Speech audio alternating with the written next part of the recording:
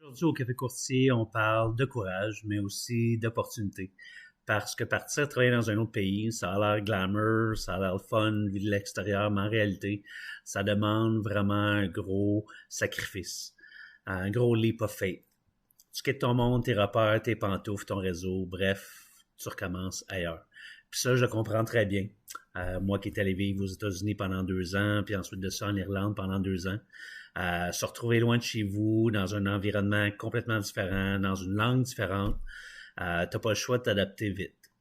Au début, évidemment, un peu en mode survie, puis rapidement, ben ça devient des expériences de travail, des expériences humaines qui vont marquer ta vie. Tu grandis, tu vois ton industrie autrement, tu développes une confiance que tu n'aurais jamais eue autrement. Et aujourd'hui, j'ai le plaisir de recevoir quelqu'un qui a fait exactement ça, Mélissa Rochelot.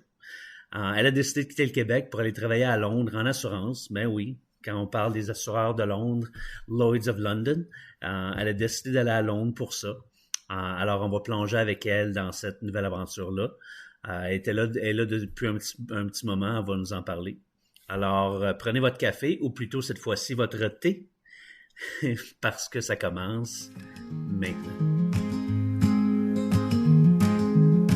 Bienvenue dans le Café Courtier, le podcast qui réveille le monde du courtage. Un sujet à la fois. Entre confidences, réflexion et discussion franche. On brasse les idées comme on brasse un bon café. Avec passion, chaleur et parfois un peu de piquant. Installez-vous, c'est l'heure du Café Courtier.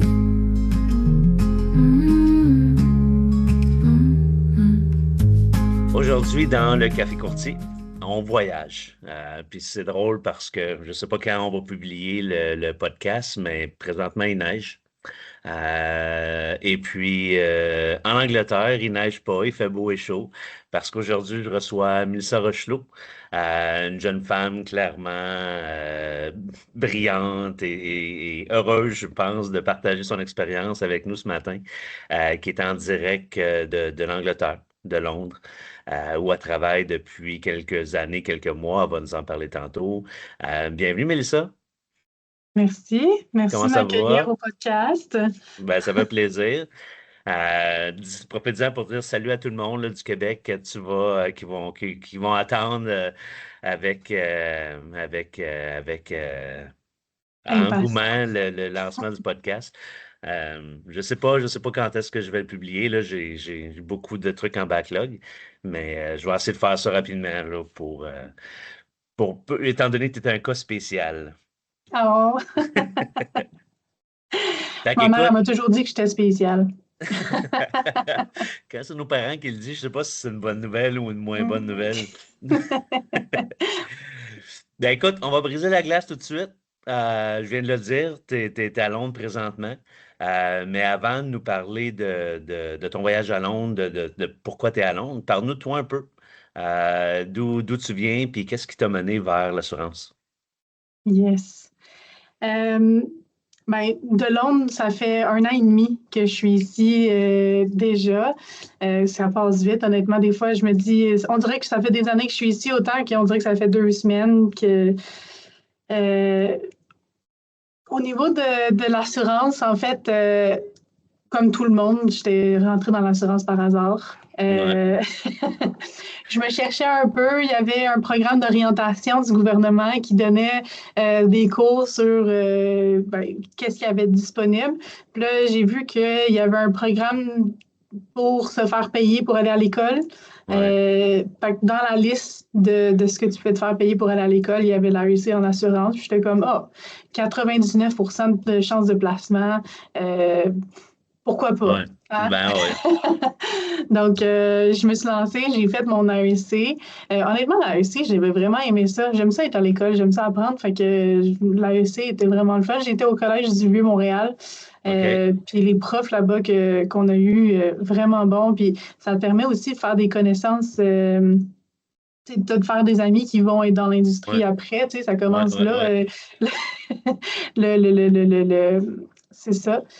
Puis pour si jamais il y a des gens qui écoutent le podcast et qui sont pas encore dans l'assurance, faire un AEC, pour moi, personnellement, j'avais trouvé ça vraiment bénéfique parce que c'est pas essentiel de faire des études en assurance avant de te lancer, mais d'avoir cette année-là où est-ce qu'on a pu décortiquer des contrats d'assureurs, de comment lire. Puis après ça, quand tu rentres dans le marché du travail, c'est vraiment différent, mais tu peux quand même appliquer les mêmes principes, t'as les lois, puis tout ça, que tu te souviens, tu es comme, ah, OK, ça fait du sens, puis ça te permet de pousser ta réflexion plus loin. Bref. Mais je suis d'accord avec toi parce que, tu sais, chez Hub, on engage des gens, mettons, qui n'ont pas de permis. Puis il y en a qui vont juste acheter les livres, étudier, faire les examens, ils vont obtenir leur permis. C'est correct qu'ils ont leur permis. Mais ça ne va jamais aussi loin en termes d'apprentissage, de connaissances techniques que, par exemple, quelqu'un qui prendrait une année pour faire son AAC. Fait que si tu as les moyens financiers puis le temps de prendre un an, clairement, tu as raison. Je pense que ça vaut la peine là, parce que tu vas être bien plus avancé, entre guillemets, que quelqu'un qui a juste fait ses examens-là. Mm-hmm. Ouais, de reprendre ces apprentissages-là dans le marché du travail après, c'est possible, mais ça va te prendre des années d'aller le gratter d'un bord puis de l'autre, puis de l'apprendre. Bon. Après avoir fait l'AEC, j'ai été comme courtier chez Essor. C'était aux lignes personnelles. Puis honnêtement, les courtiers, je vous trouve bons en cibole parce que c'était vraiment pas fait pour moi. Honnêtement, d'être courtier, ça m'a fait quitter l'assurance complètement. Je suis allée comme gérante dans un restaurant après, puis j'ai eu une amie de l'AEC qui m'a communiqué disant « Oh, on cherche une adjointe chez Revo », puis j'étais comme « Ah, pas de l'assurance encore, Caroline ». Finalement, j'ai dit oui, puis j'étais comme « Ah, OK ». Puis là, tu sais, d'être chez un assureur, ben, un MGA, tu sais, tu commences à être curieux, t'es adjoint, mais tu fais un peu des tâches de souscripteur, puis là, finalement, tu montes, puis en tout cas, fait que moi, c'était ça, mon expérience, mon background. C'est quoi que tu n'avais pas aimé d'être courtier, d'être obligé de faire de la vente, mettons? Mais pas tant de la vente, parce qu'au final, même en tant que souscripteur, on fait de la vente aussi. Ça fait un petit peu, ouais. Mais c'était plus... C'est du ligne personnelle, fait que tu as un script, tu peux pas vraiment t'éloigner du script, tu as ton 12 minutes dans ta journée pour aller à la salle de bain, tu n'as pas le droit de carter tes propres clients. Fait que même si je prenais, des fois, là, tu pognes un client, il commence, il gueule après, parce qu'il sait pas que tu es là pour l'aider, puis il sait pas que tu es genre le meilleur courtier du monde, puis il s'en fout un peu, parce que lui, il a juste vu sa prime augmenter, puis il est fâché, puis il pense que tout ce qu'il peut faire, c'est de crier pour arriver à ses fins. Ouais. Puis là, t'es comme, ah, c'est lourd. Ouais. C'est vrai que les lignes personnelles, tu sais, moi, quand je pense courtier, je pense commercial. Fait que, tu sais, c'est vraiment deux mondes complètement différents. Mais tu as raison, les lignes personnelles, puis dépendamment des cabinets où est-ce que tu es, là, tu sais, les cabinets comme ça, comme là où tu étais avec le DA, les appels entrants, puis c'est non-stop, un peu la machine à saucisses.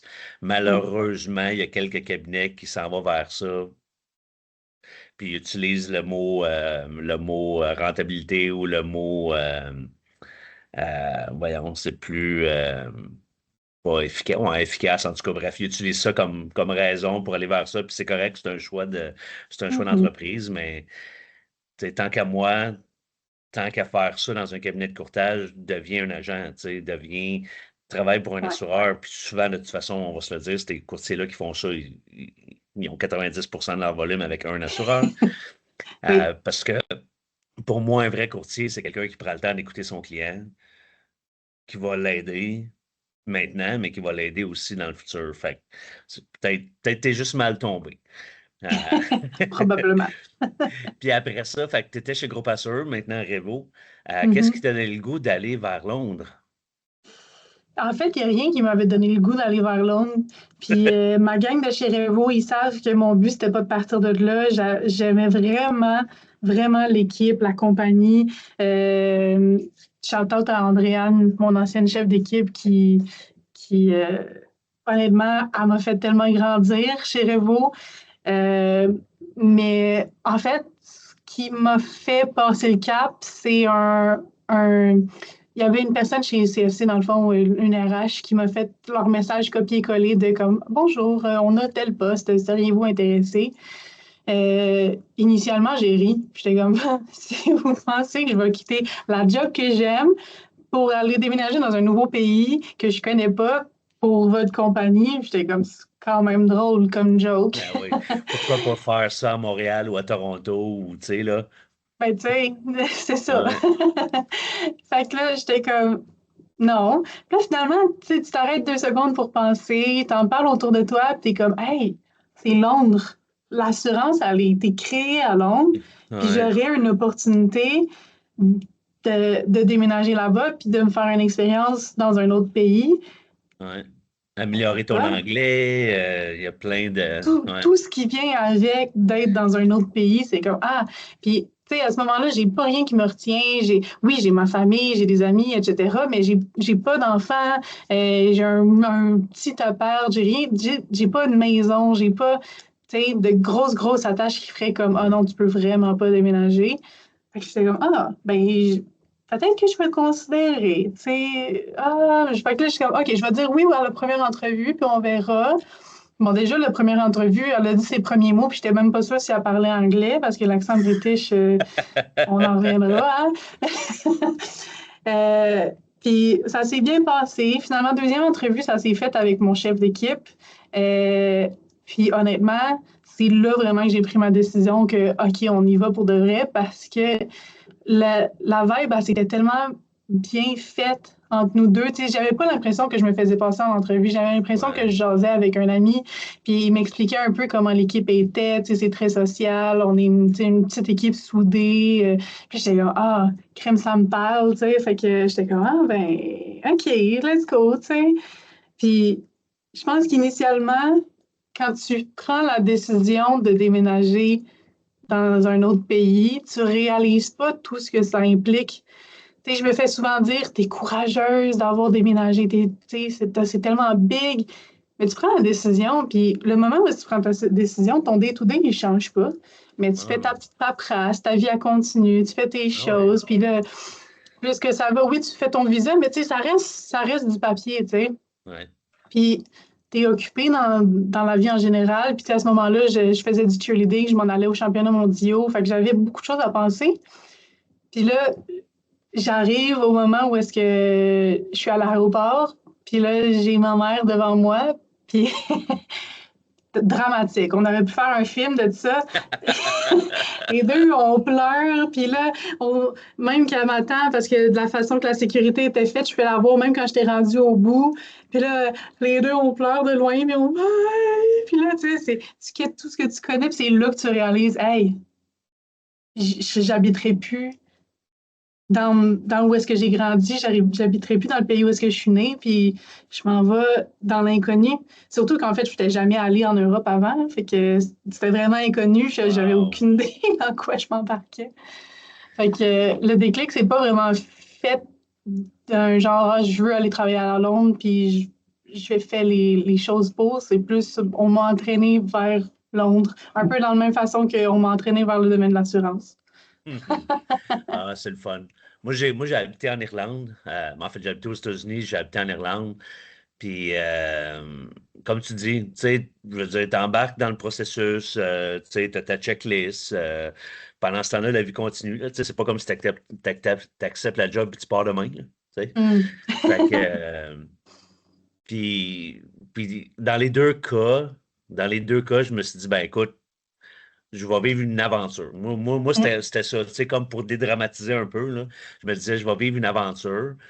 Puis, tu sais, Boston puis l'Irlande, c'est quand même deux belles destinations. Fait que je disais aux gens, ben, on va planifier des visites puis tout ça.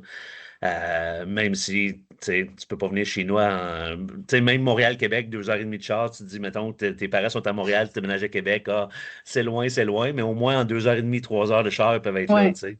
c'est là. Mais là, ben, les États-Unis, les gens peuvent venir en char, mais en Irlande ou à Londres comme toi, les gens ne peuvent pas. Mm. Mais ça fait une belle opportunité pour que tes amis et ta famille aient te voir Ouais.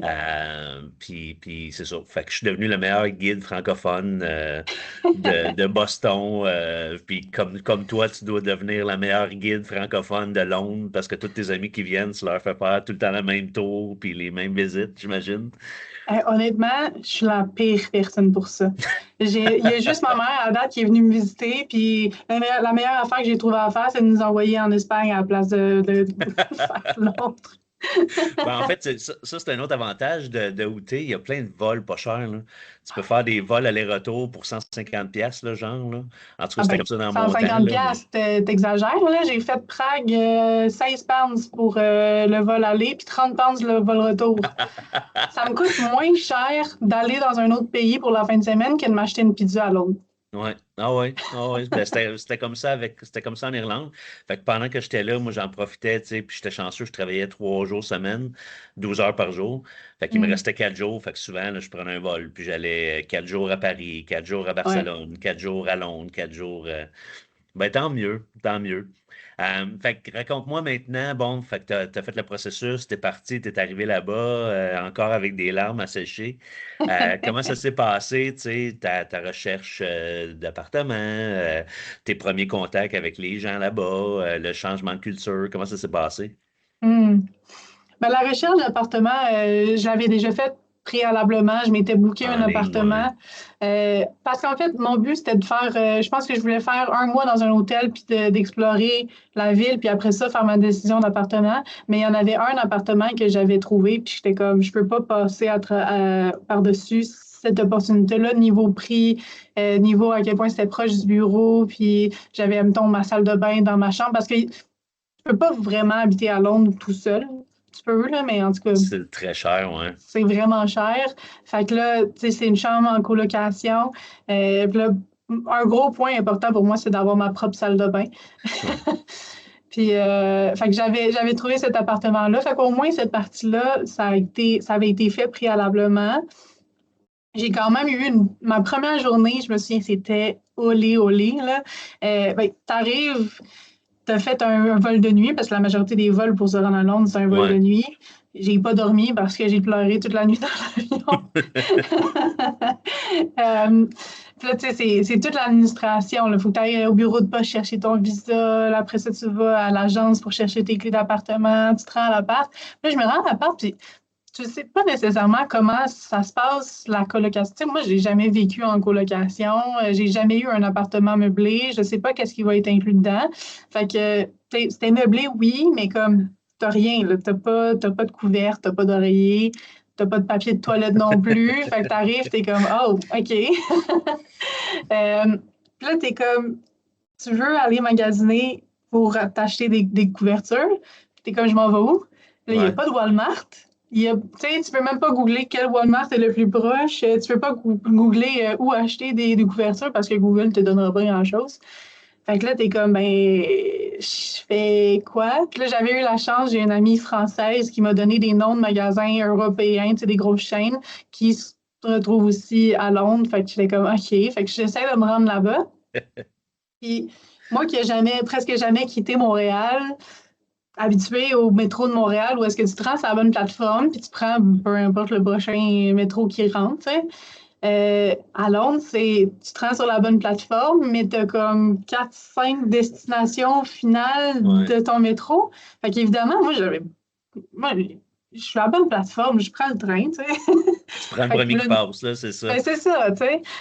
Puis là, le nombre de fois que j'ai dû recalculer, parce qu'en plus, tu es dans le underground, dans le sous-sol, fait que tu n'as pas de réseau. Fait que là, je prends le mauvais train, je réalise que je prends le mauvais train, je ressors dehors, je remets mon GPS, je recommence, je retourne en bas, je reprends le mauvais train.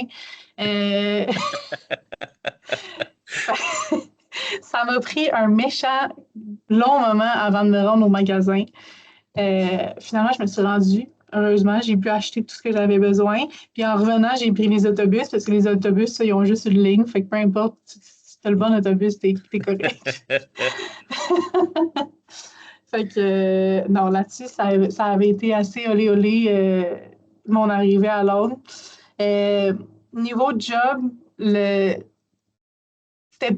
en fait, les Anglais sont très, très, très accueillants, mais très polis aussi. Surtout au début, là, quand ils ne te connaissent pas nécessairement, ils vont rester comme en surface, mais ils restent, sont tellement le fun parce qu'ils sont tellement curieux. Ils vont jaser avec toi, mais ils vont tout le temps rester un peu en surface. J'en Ouais. parlais avec mon boss hier, justement, de, de, de, de, de, de l'accueil british, puis il était comme «Ah, mais c'est parce qu'en même temps, tu veux pas commencer à dire plein de conneries le premier jour. » Puis je suis comme «Ouais, je comprends, mais c'est différent.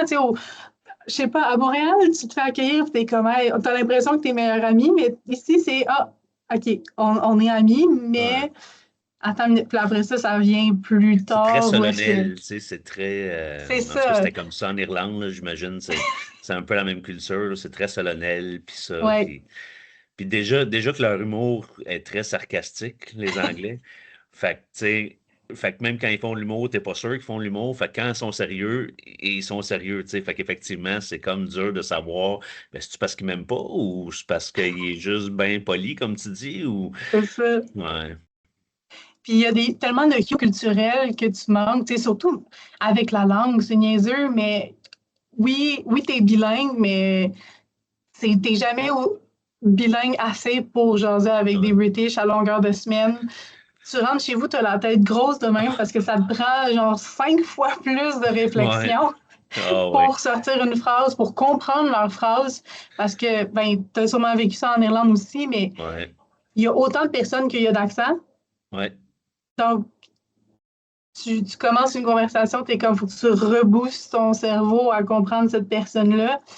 Puis pour les gens qui écoutent le podcast, qui veulent essayer de voir s'ils sont capables de comprendre l'anglais british, essayez d'écouter des entrevues avec Adele. Ah, c'est un bel exemple. Oh my God. Tu sais, autant Ah qu'elle oui, chante, on comprend bien ce qu'elle dit, mais en entrevue, t'as raison, là. Holy shit. c'est fou, c'est fou. Puis la majorité de mon équipe vient de la même région qu'Adèle. Fait qu'ils parlent tous de même tout le temps. Puis des fois, t'es dehors, il y a du bruit, il y a plein d'affaires qui se passent. Moi, souvent, je suis juste comme je les regarde, puis comme je les vois qui parlent, mais il n'y a rien qui s'enregistre dans ma tête. Ah, moi, c'était les 2, 3 premières semaines, là, j'arrivais chez nous, là, j'étais tellement brûlé, là. Ah ouais. Tellement brûlé, là, je m'achetais de la bouffe parce que je voulais pas la faire. Puis je tombais comme une roche, puis ça recommençait le lendemain. Puis là, à un moment donné, enfin le week-end, c'est bon, ok, je vais. Ouf, je peux relaxer un peu, là, mais c'est ça, les 2 premières semaines, là, mon Dieu, que ça a été difficile. Ben, pas difficile, mais j'étais brûlé, là, tu sais, mon Ah cerveau, ouais. là, je sentais là, que ça chauffait, là. Ça doit être pour ça que j'ai Mhm. plus de cheveux. Puis autant que tu t'habitues, maintenant, aujourd'hui, je- j'ai plus tant besoin de réfléchir pour parler anglais, en tout cas pas autant que back then, mais ça m'arrive encore d'avoir des bugs mentaux de genre, je sais pas c'est quoi un parapluie, fait que je regarde mon ami puis je suis comme the water repellenting.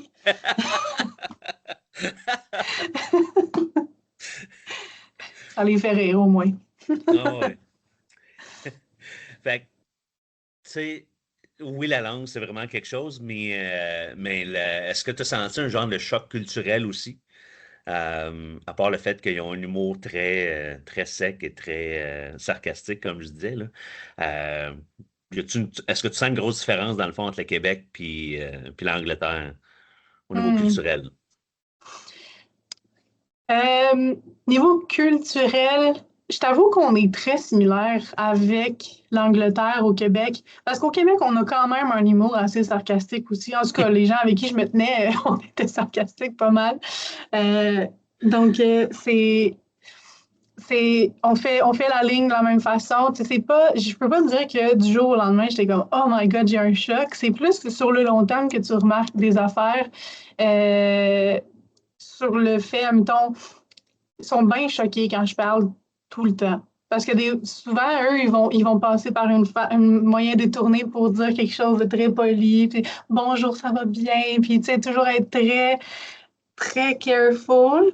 Ouais, très Euh, proper. oui, très proper, exactement. Puis moi, j'arrive, puis je suis comme, hey, t'es assis à mon bureau parce que j'ai réservé ce bureau-là. Puis ils sont comme, tout le monde se retourne, ah, tu lui demandes de changer de bureau? Oh mon Dieu! Ou on est allé au pub la veille, puis ben, tu sais, ça arrive. Des fois, on est au pub, on boit, puis whatever. Puis là, le lendemain, je suis comme, hey, t'es-tu un peu hangover aujourd'hui? Tu sais, puis tout le monde est comme, tu devrais pas parler du fait qu'on a bu hier. Puis j'étais comme, ben là, tu sais, c'est normal, là, tu sais, on fait ce qu'on veut dans notre temps personnel. Fait que, De toute façon, tout le monde va au pub, là. Ça en ouais, est un truc exact. culturel qui reste, là. Tu sais, on voit ça dans les films, puis on se dit, ah, ça doit être juste dans les films, mais non, vraiment, beaucoup de monde vont au pub Ah oui. après le travail, là. C'est vraiment le fun. Puis dans le monde de l'assurance, c'est encore plus vrai parce que, tu sais, oui, dans tous les jobs, tu sais, je parle à mes collègues puis ils disent, ah oui, j'étais allé au pub en fin de semaine, c'est tout le temps le pub, le pub, le pub, peu importe qu'est-ce que tu fais de social. Mais dans l'assurance, on est très concentré dans notre travail le jour. Il n'y a personne, tu sais, ben, personne. La majorité, même dans notre heure de dîner, on est là, on travaille, on est concentré, on parle pas trop. Ouais. Mais après la job, on s'en va au pub. C'est là qu'on a tout, tout le développement. On débat quand on est au pub, on parle d'assurance, on parle de pas d'assurance des fois aussi, évidemment. C'est là qu'on connecte avec nos collègues, puis qu'on connecte aussi avec des collègues de d'autres compagnies Ouais. aussi, parce que on est tous on est tous dans une démographie très serrée, un territoire très serré, parce qu'en fait, tu as la tour de Lloyd's, puis tout le monde, tous les assureurs est autour. Ouais. Fait que là, on a le London Hall Market, où est-ce qu'on a nos pubs, puis que là, c'est tout le monde de la finance qui va là à tous les soirs. Tu vois tout le monde avec des complets. Là, je ferais sur TikTok, les gens qui veulent se trouver le Finance Bro, Five Blue Eyes, en tout cas, c'est tout là qui vont à ce qui paraît. J'étais comme, ah, ben, OK. Mais tout le monde est ensemble. Fait qu'on dit au Québec que le monde de l'assurance, c'est un petit monde. C'est encore plus une réalité à Londres parce que c'est pas, ah, t'as un bureau à Terrebonne, t'as un bureau à Montréal. Montréal, tu sais, c'est même pas dans le même quartier. Ici, t'es là. Fait que ton ami que ça s'est moins bien passé avec, tu risques de la recommencer juste après, tu sais. Puis aussi, niveau choc culturel, genre plus job, ce qui m'a le plus choqué, c'est le prestige qui vient avec l'assurance. Au Québec, je parle à mes amis, puis je leur dis je travaille en assurance, ils sont comme ah, c'est pas un peu plate comme job. Je suis comme non, Ouais. non, c'est pas plate, c'est le fun comme job, ça paraît pas, tu sais, je sais, mais c'est stimulant. Tu arrives ici, puis tu dis à tes amis, je travaille en assurance. Ah, travaille en assurance, good job, tu sais, good for you, puis c'est le fun, puis tu sais, c'est vu complètement différent de travailler en assurance ici. Ouais. Ça doit être le fun, ça. Euh, Puis, j'arrête pas de penser au pub depuis tantôt. Tu pourras me le confirmer. Moi, je peux le dire pour l'Irlande, peut-être pas tant pour Londres puis l'Angleterre, mais tu pourras le confirmer. C'est pas un mythe. Il y a plus de pubs qu'il y a de dépanneurs Ah oui, au Royaume-Uni. ah oui, 100%. Pour ces raisons-là, puis ils sont pas nécessairement tellement gros, mais les gens finissent de travailler, puis Mm, vers la maison, ils arrêtent dans leur petit pub où est-ce que mm. ou bien les autres travailleurs, ou bien leurs voisins sont, puis ils prennent juste une bière, c'est là qu'ils vont comme unwind, là, tu sais, ils vont relaxer, ils vont parler, puis après ça, ils s'en vont chez eux, puis ils vont faire à manger, puis tu sais, c'est ça, il y en a vraiment partout, partout.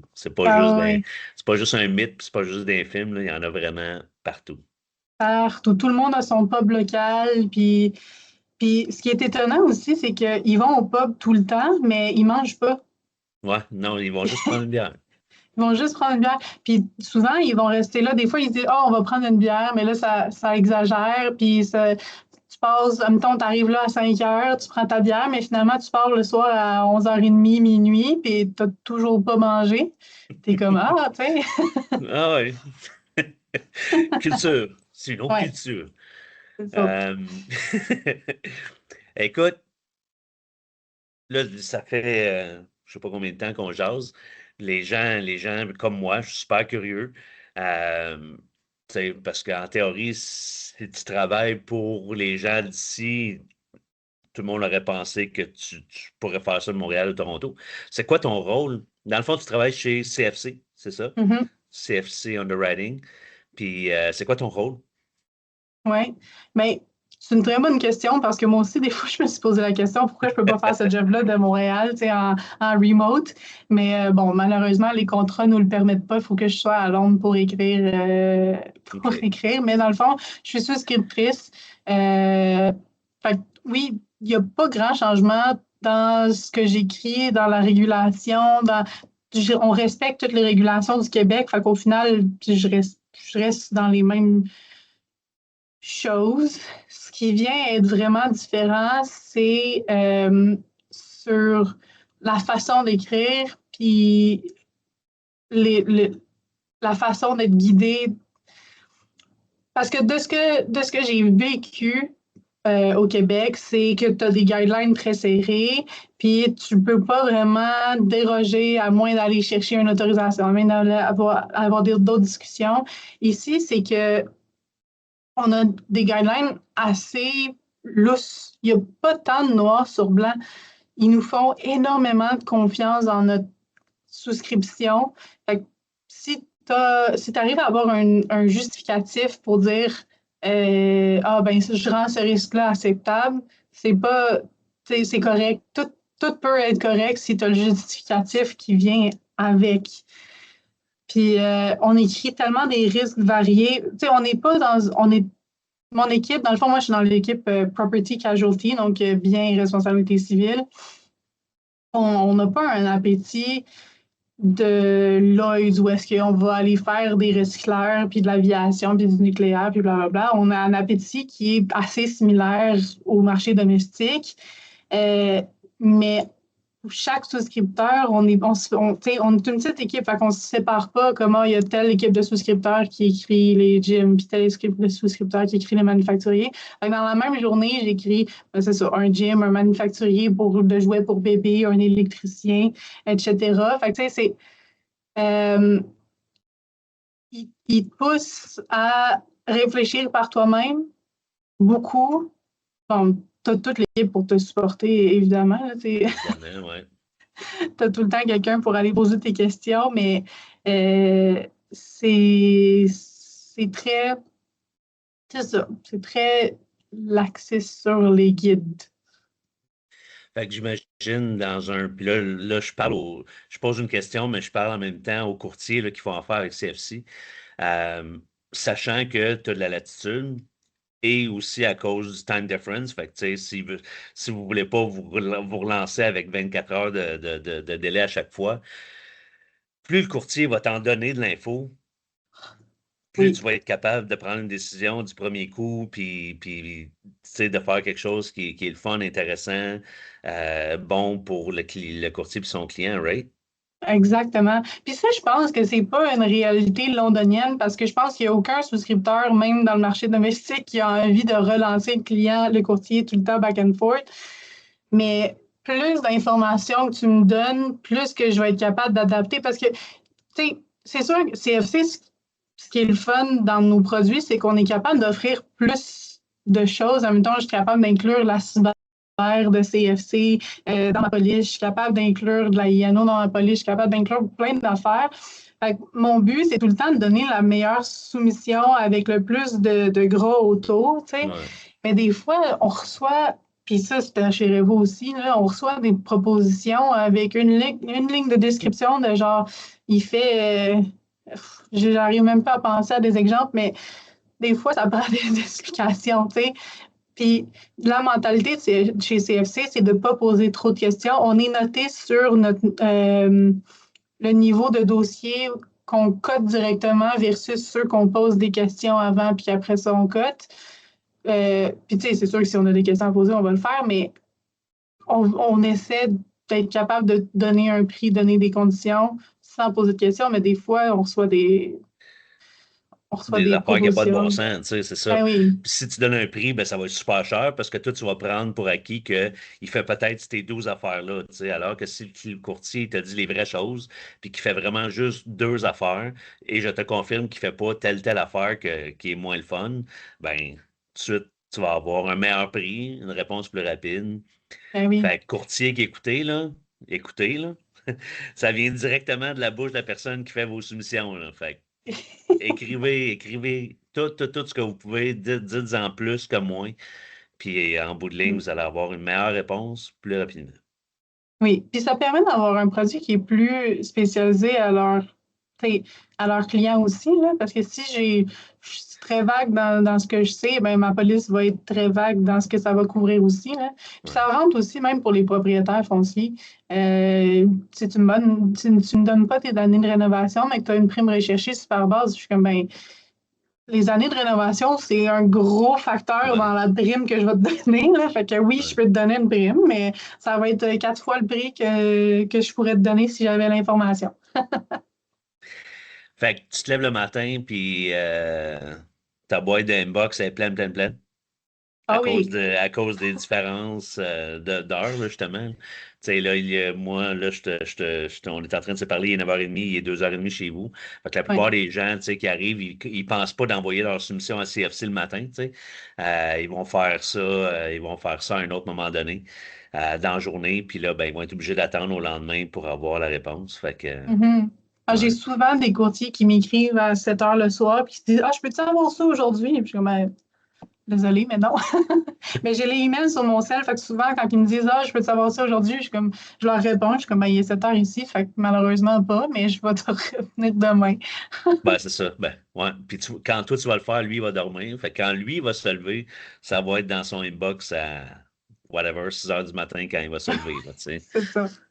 Malgré qu'il y a des courtiers qui sont très lève-tôt, là, j'ai des réponses des fois, il est 9h, 10h pour moi, puis eux autres, ils commencent déjà à me répondre, ils sont comme Hey, les deux, on est lève-tôt, puis je suis comme Non, moi, je suis pas lève-tôt, mais oui, toi, t'es lève-tôt. Effectivement. Ben, il doit y avoir bien du monde qui font affaire avec toi qui ne savent même pas que tu es à Londres. Ça se Oui, non, peut-tu? c'est ça. Parce que souvent, j'ai des appels, puis là, je leur dis Ah oui, il est 2 heures pour moi. Ils sont comme Hein, de quoi tu parles? Il est 2 heures pour toi. Je dis Ouais, mais je suis à Londres. Mais dans ma signature, j'ai comme quoi je travaille à Londres, puis je leur avertis que je travaille selon les heures de Ouais, de Londres. Fait Londres. que, Ouais. Bon, écoute, on va revenir un peu à le petit côté personnel parce que dans le fond, c'est le fun, là. C'est rare qu'on ait la chance de parler avec des gens qui habitent à l'extérieur.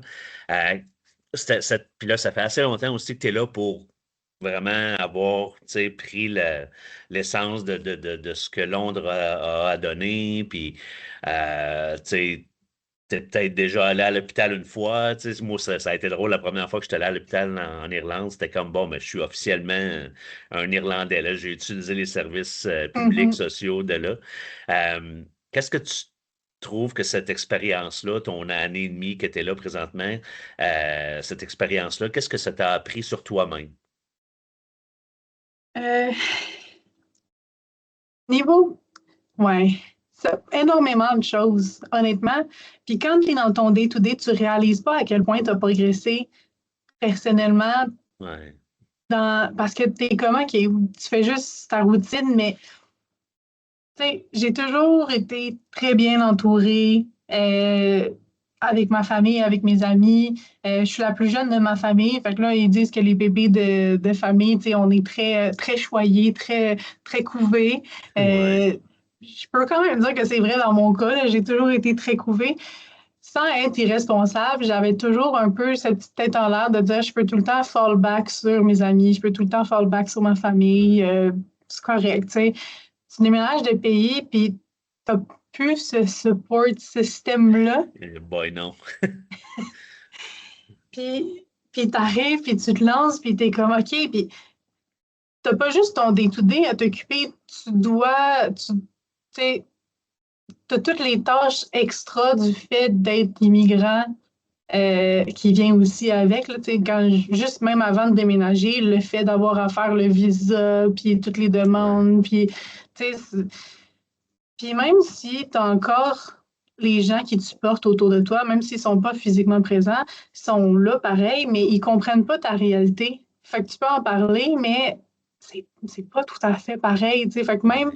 oui, niveau paperasse, il faut que tu sois très solide dans tes affaires, il faut que tu sois sharp, mais niveau émotionnel aussi, tu as plein de gens qui t'entourent, Puis il n'y a aucune personne vraiment qui peut comprendre ta réalité, sauf les gens qui ont changé de pays.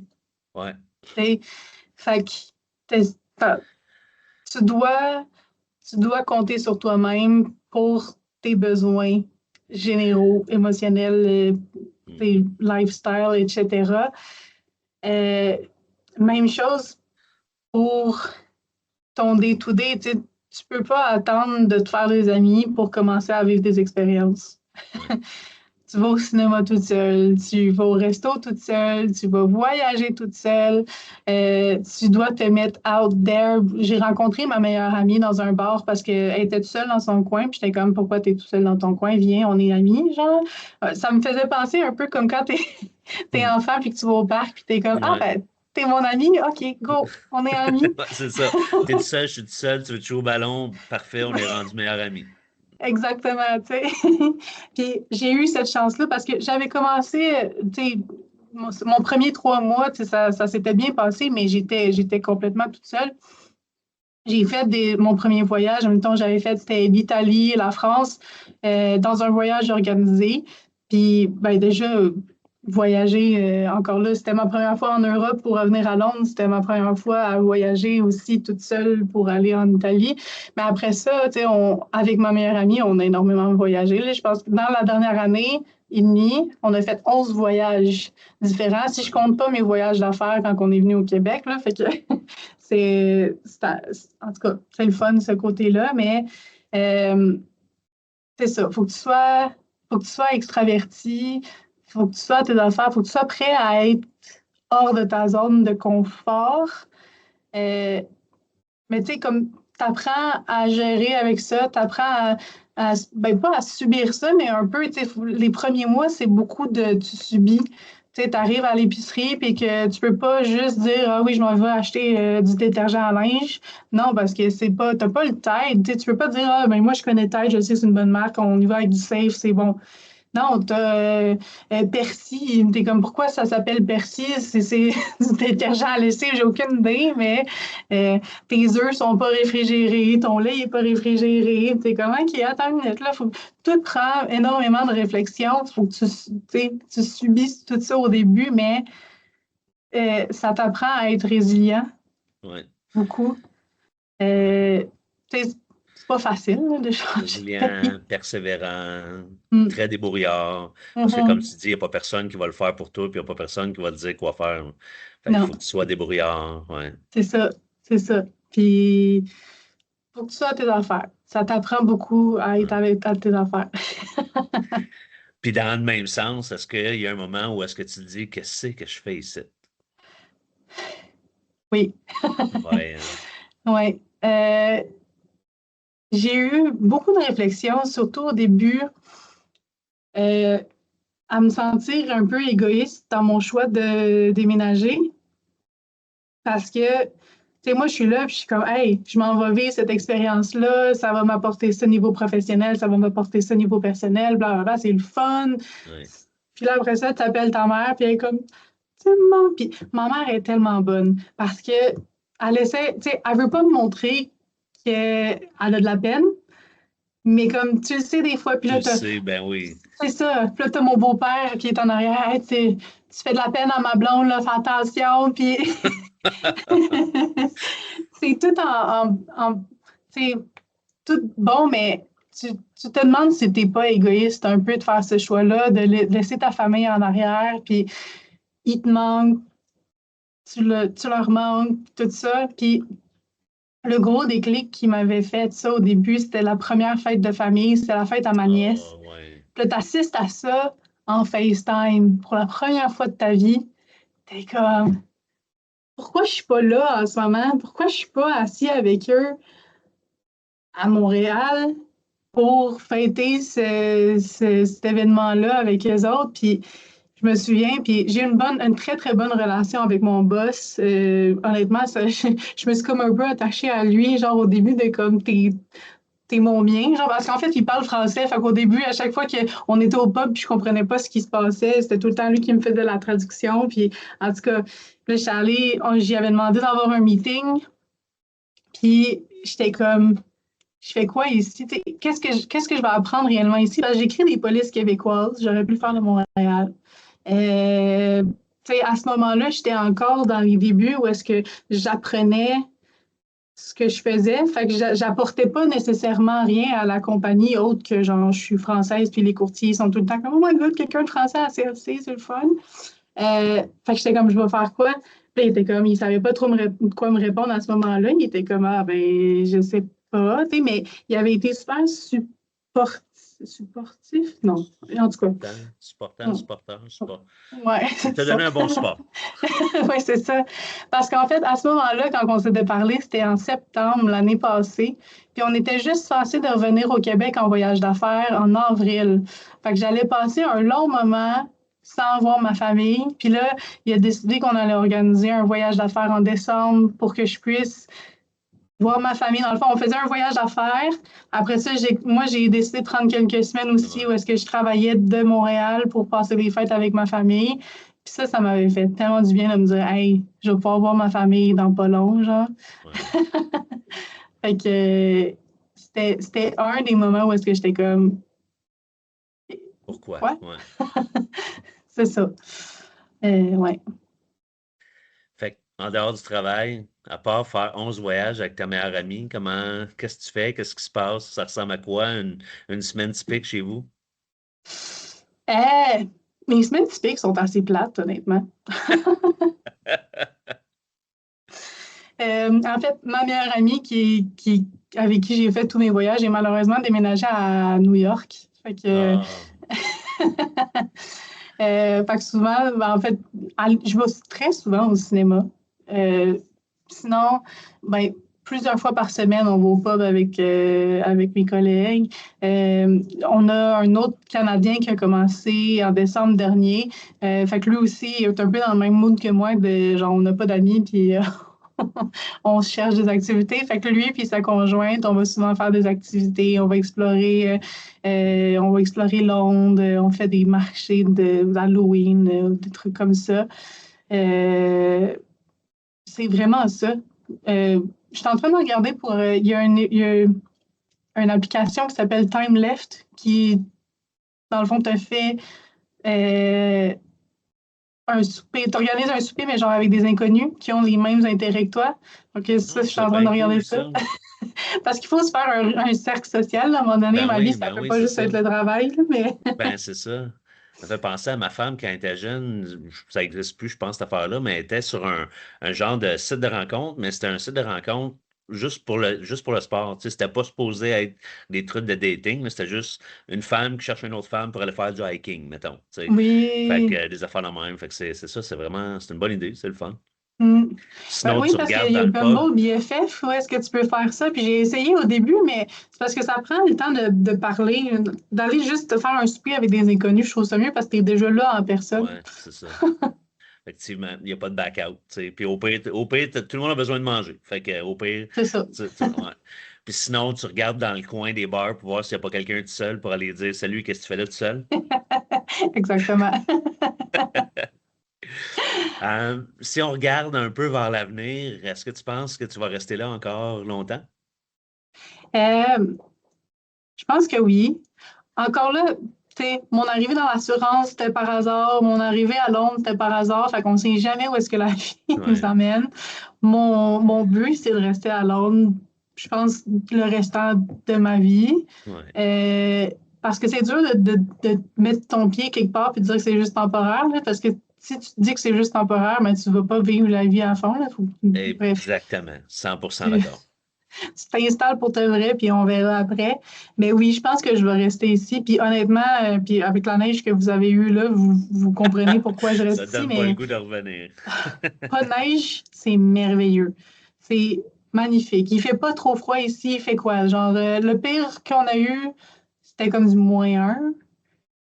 Puis... Ça dure pas longtemps, là. Ça dure quelques jours parce que normalement la température est entre 20 et 5. 20 l'été, 5 l'hiver, genre. Oui, c'est ça, à peu près. Exact. Fait que c'est le fun, tu sais, tu portes pas un manteau trop gros, puis t'es au pub, t'es dehors parce que t'as le droit de boire sur le trottoir, fait que pourquoi pas être dehors, puis... C'est vraiment le fun. Oui. Puis je pense que c'est la bonne attitude. Moi aussi, quand j'ai déménagé aux États-Unis, je me disais, je déménage pour toujours. Je me suis même Mm. acheté une maison quand j'étais allé aux États-Unis. Ah Finalement, ouais. il y a eu le crash des télécoms, je suis allé en Irlande. En Irlande, je me suis dit, ah, je vais rester là pour toujours. Finalement, le même crash a continué, puis au bout d'un an, il n'y avait plus besoin de moi, je suis revenu. Mais c'est ça, en partant avec l'attitude que je vais être là pour toujours, on dirait que c'est plus facile d'entrer dans une routine, de faire des amis, parce que faut que tu te fasses des amis, tu vas être là pour 40 ans, mettons, tu sais. Fait que si Mm. t'es là, si tu dis, je vais là pour un an, tu vas pas nécessairement te donner le trouble de te faire des amis ou, ben, pas que c'est un trouble, mais en tout cas, c'est ça. Fait que, ben, je te souhaite que ça aille bien, je te souhaite que tu trouves des nouveaux meilleurs amis, puis peut-être un ou une conjointe à un moment donné qui va faire que vraiment tu n'auras pas le goût de revenir. Puis que c'est toi qui vas inviter tes amis puis ta famille à dire, bon, ben cette année, le party de Noël, ça se passe au salon. Fait que tout le monde prend l'avion, puis on va à Londres, puis on visite, puis on en profite. Tu sais. Je te le Ça serait souhaite. tellement le fun. Si tu avais un conseil à donner à des jeunes professionnels, des jeunes ou moins jeunes professionnels qui auraient possiblement une opportunité comme ça à aller à l'international, évidemment, moi, ma réponse est go. Oui. Qu'est-ce que tu leur dirais? Oui, je suis tout à fait d'accord avec toi. Go, faites-le, foncez. Ça peut avoir l'air gros, puis oui, c'est gros. Tu sais, on va pas se mentir, oui, c'est gros de faire un move comme ça, mais c'est tellement gratifiant. Puis, Mhm. tu sais, même si vous n'avez pas quelqu'un qui reach out pour vous emmener dans un autre pays, il y en a tellement des compagnies qui auraient besoin, surtout que, tu sais, surtout du bilinguisme, là, genre, il y Ouais, en a ouais, besoin partout. ouais. Euh, c'est c'est c'est ça. C'est tellement bon, mais faut pas faut pas rentrer là dans l'idée de ah tu me fais déménager de pays, fait que tu me prends en charge. À ce qui paraît, il y a beaucoup de monde qui avait passé en entrevue pour avoir le poste que j'ai maintenant, qui demandait d'avoir un appartement payé, qui demandait d'avoir des salaires qui n'étaient pas réalistes sur le marché londonien, Ouais. mettons. T'es un employé normal au bout du C'est ça. compte. C'est ça. Fait que, oui, oui, ayant une expérience différente, tu peux dans n'importe quel job, négocier tes choses en bonne et due forme, là, mais Ouais. t'es pas, t'es pas nécessairement une superstar. Oui, ben oui, non, mais Non, non, ben, c'est ça. Moi t'es- aussi, là, c'est la même chose, là, tu sais. Si tu demandes, c'est ça, tu sais. S'ils ont besoin de quelqu'un de bilingue, il y a des francophones de partout dans le monde, là, puis à la limite, c'est plus facile d'embaucher un Français qu'un Québécois, là, en termes de permis, puis de licence, puis tout ça. Fait que, tu sais, c'est ça. On n'est pas les superstars. À moins que vraiment, je sais pas, moi, tu es un docteur ou whatever, là, oui, là. Euh, Comme tu dis, ça revient aux négociations. Tu sais, oui, tu peux Mhm. demander un bonus de 5 000 que tu vas utiliser pour t'aider dans ton déménagement. C'est réaliste. Tu sais, c'est pas la lune, c'est réaliste. Surtout si c'est un salaire normal. Mais si tu demandes un appartement payé pour 6 mois, puis un billet d'avion première classe, puis tout ça, garde, ils vont passer au prochain. Là. Ils en ont pas mal des opportunités. Là. Ouais. Au final, t'as quand même un billet de première classe pour quand tu arrives à Londres, mais, mais c'est ça. Pas d'appartement payé pendant tout le temps de séjour. Surtout s'ils ont l'impression, parce que si tu demandes un appartement payé, c'est qu'ils ont l'impression que tu vas être là pour justement une courte période de temps. Fait que pour eux, Ouais. l'investissement, il n'y a pas vraiment de retour. Tu sais, pour moi, c'est ça. J'avais, oui, des relocation expenses. Fait que ils me Ouais. payaient, mettons, les dépenses que ça me coûtait pour faire le déménagement, envoyer mes boîtes, etc., le billet d'avion. Mais après ça, c'est ça. Tu es un employé normal, puis tu agis comme un employé normal, il te paye comme un employé normal. C'est ça. Ouais. Puis pas besoin d'aller bien loin. Tu sais, j'ai aussi habité pendant un an à Bay James. Puis, tu sais, ironiquement, c'est à Bay James que je me suis senti le plus dépaysé. Tu sais, j'ai habité en Ah Irlande, ouais. j'ai habité aux États-Unis, puis c'est à Bay James que je me suis senti le plus dépaysé. Fait que des fois, même pas besoin d'aller loin, là. Tu sais, les enseignants, les infirmières, les gens du système de la santé, les gens de l'éducation, même les entrepreneurs, vous avez le goût de vivre quelque chose de spécial, là. À Bay James, là, il y en a plein d'opportunités. Puis la plupart des villages se font en auto. Oui, c'est long, là, mais la plupart des villages se font en auto si jamais votre famille, vos amis veulent aller vous rejoindre. Là. Fait que c'est ça. Aller vivre une expérience à l'extérieur, dans le fond, peu importe c'est où, c'est vraiment super enrichissant, puis ça vaut vraiment, vraiment la peine. Fait qu'il te reste, il nous reste 5 minutes. Je te laisse le mot de la fin. Qu'est-ce que tu aimerais, en regardant ton parcours, qu'est-ce que tu aimerais dire, qu'est-ce qui te rend fier? Y a-tu des gens que tu voudrais saluer puis dire, inviter à aller te rejoindre? Je te laisse le dernier 5 minutes. Ben, je salue ma mère, bien sûr. Non, mais si on parle de fierté, vraiment, tu sais, comme dans mon parcours en général, tu sais, si on passe de quand j'ai commencé mon AEC puis que je cherchais juste une formation payée puis que j'étais comme, bon, ça sera peu importe quoi, puis j'avais pas vraiment de direction dans ma vie, puis j'étais juste comme, check, ça sera ça, tu sais. À maintenant, je suis fière de dire que je passe d'une personne qui se recherche à une jeune femme entreprenante, indépendante, sur qui, tu sais, dans mon équipe, les courtiers sur qui on peut compter, tu sais, on fait beaucoup de business development dans le day-to-day, puis on peut, tu sais, on est soudés dans tout ça. Fait que ça, je suis comme un peu je peux pas dire genre je suis féministe ou quoi que ce soit. En fait, tout le monde devrait être un peu féministe parce qu'on devrait tous avoir les mêmes droits, mais je suis quand même fière de supporter le fait de démontrer que même quand tu es une femme, tu Ouais. peux faire ta place dans le monde, puis tu peux être quelqu'un d'important. Oui, définitivement. Effectivement, il y a de quoi être fier. Puis oui, c'est moins pire en 2025, mais oui, encore en 2025, c'est sûr que c'est plus difficile pour une jeune femme que pour un jeune homme de faire tout ce que tu as fait. Alors, si j'avais un chapeau, je te lèverais mon chapeau. Bravo. Je suis certain que les gens qui te connaissent sont super fiers de toi. Les gens avec qui tu as travaillé chez Revo, ils doivent être super fiers de toi. Euh, fait que je suis content d'avoir partagé le 57 minutes avec toi. Il y a sûrement plein de gens qui font affaire avec toi chez Hub ou dans n'importe quel autre cabinet qui connaissent pas ton histoire. Fait que j'espère qu'ils vont prendre le temps d'écouter le podcast puis en savoir plus sur toi. Puis que ça va leur donner l'idée de répondre, pas de répondre, mais de donner plus de détails aussi dans leur soumission pour t'aider. Euh, Oui. Sinon, je vais les appeler, je vais les harceler. Donne-moi tes infos, là. Oui, c'est ça. Surtout en sachant que t'as comme un incentive à répondre rapidement. Ben, comme le dit l'expression populaire, aidons-nous, non, c'est toi qui dirais aide-moi à t'aider, là, genre. Oui, c'est ça. Fait que là, dans le fond, courtier, si vous voulez vous aider vous-même, ben, donnez plus d'infos à Mélissa, puis elle va pouvoir vous répondre plus rapidement, puis ça va l'aider elle, puis en bout de ligne, elle va pouvoir vous aider plus, puis ça va l'aider elle, puis bon, C'est ça. On travaille en équipe. fait que c'est tout. Merci énormément pour ton temps. Ça a été super le fun. J'ai vraiment hâte de le mettre en ligne, le podcast, parce que c'est unique, c'est spécial,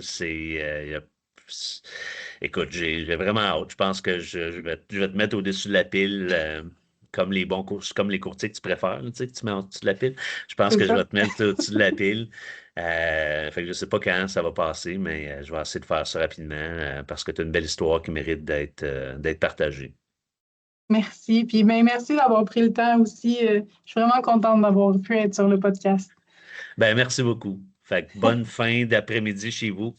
Et puis, on se reparle par email ou par LinkedIn là, pour faire approuver tout ça. Puis, on va essayer de lancer ça avant les fêtes.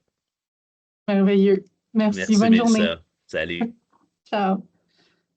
Un gros merci à Mélissa, directement de Londres, pour son partage. Une belle preuve que sortir de sa zone de confort peut vraiment transformer une carrière et une vie, certainement. Si son parcours vous a parlé, allez vous connecter avec elle sur LinkedIn, Mélissa Rochelot. Et surtout, n'hésitez pas à lui écrire pour voir comment CFC et Mélissa peuvent vous aider dans vos projets d'assurance et vos besoins d'assurance. De mon côté, je vous rappelle que le Café Courtier est maintenant ambassadeur du magasin de golf, de vêtements de golf Scarecrow Golf. Donc, avec le code Café Courtier, en un mot, pas d'accent, vous allez avoir 10% de rabais. Donc, si vous avez besoin de chandails, de pantalons, de robes de golf pour cet été, allez sur le site de Scarecrow Golf et puis entrez le code Café Courtier pour 10% de rabais. Évidemment, je vous invite à suivre ma page LinkedIn, ma page Instagram et surtout YouTube. Allez liker, pas besoin de payer ou quoi que ce soit, c'est gratuit, mais allez me suivre, ça va m'aider beaucoup. Alors, merci beaucoup. On se revoit bientôt dans un autre épisode du Café Courtier. C'est la fin du Café Courtier, le podcast qui réveille le monde du courtage, un sujet à la fois.